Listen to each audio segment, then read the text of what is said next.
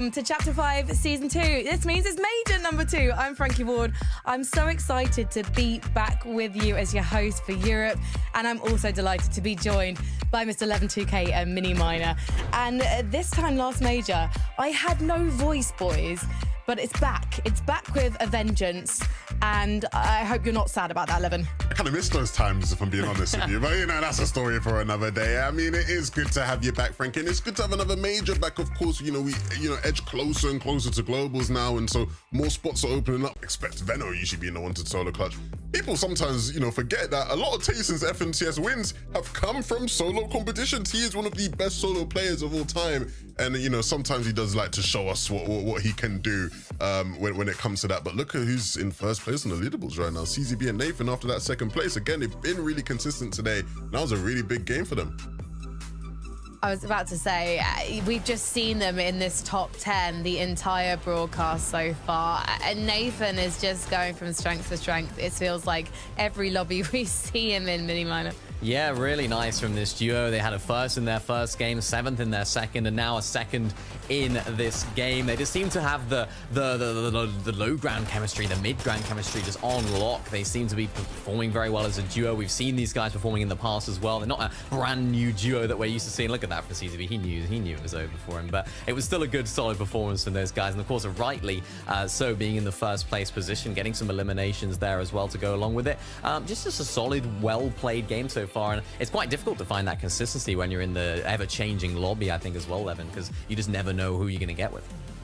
Yeah, but these guys seem to find it. Of course, looking at some of the players who, again, are sort of in good spots right now, like Vico and Pink still doing well, Andalex and Sato in 19th there, an interesting one, right? They're one of the few French teams of late who have really looked like they are sort of, going from strength to strength, and they recently got signed to Valiant. So you see the Valiant in front of their names. Congratulations to those guys.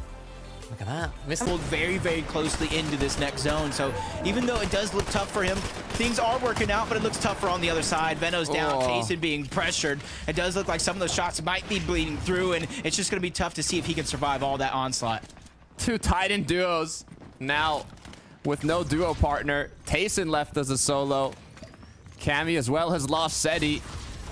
Forced to see what they can clutch up. Good news is, I believe they have pulled zone, so they do not have to make much of a rotate here, although Tayson doesn't even have to do damage. 924 above. Even with Venno being eliminated, you can just see how dominant they've been throughout this match.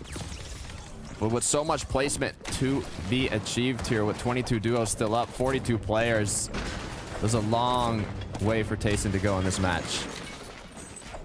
And only about 6 players do need to go down in this zone, but it's going to go jump to 10 right after. So Tayson, it's all about just surviving. You said it yourself, almost 1,000 damage above the threshold. It's all about just jumping from one box to the next, essentially. Finding safety where you can, as Cammy.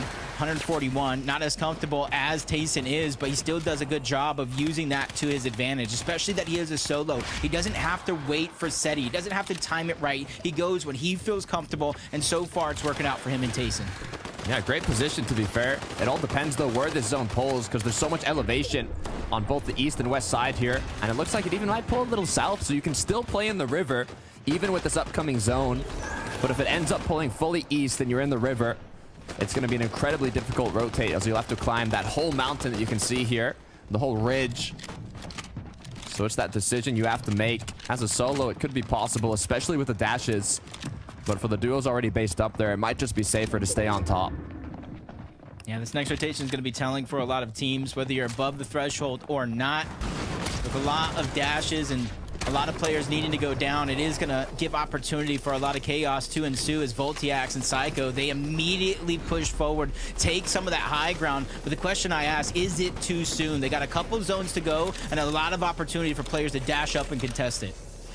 Only one banana in hand, as now they're kind of deciding, what should we do? We're so high up. Flowberry popped, trying to get ahead here to rebuild on up, as Tayson now rotating along the edge of zone.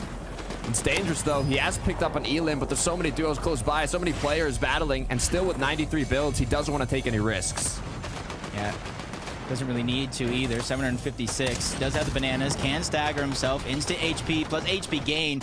Huge elimination for Cammy. Even though he's in zone, he gets a good amount of heals, but focus. That's Arcadian on the backside, getting the elimination and stealing together those heals. But Tayson still finding a way, tooth and nail, all the grit to stay ahead of the zone and get these placement points. Because remember when Venom went down, nobody was granted anything.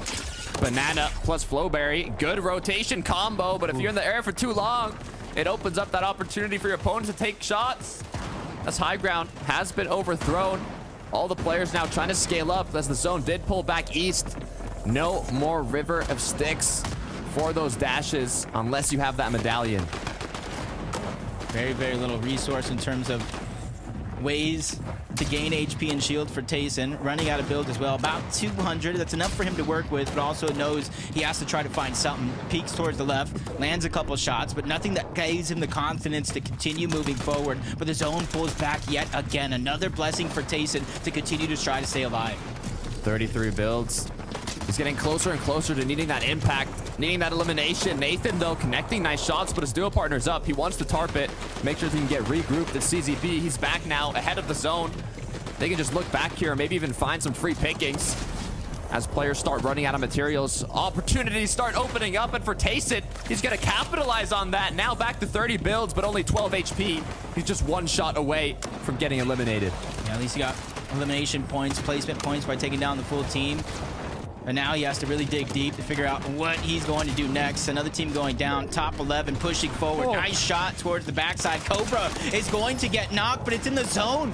Tayson cannot pick up any of that loot, so he has to continue pushing forward with nothing.